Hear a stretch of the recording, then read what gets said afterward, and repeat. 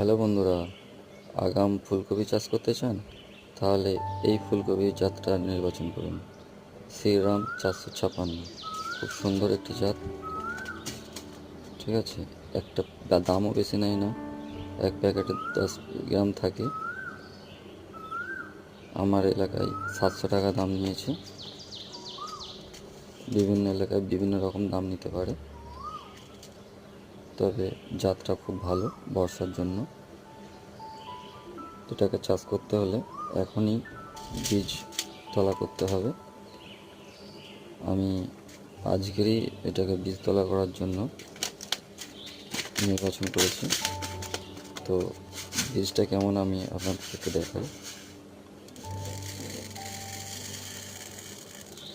এই দেখুন, এটা লাল রং করা আছে।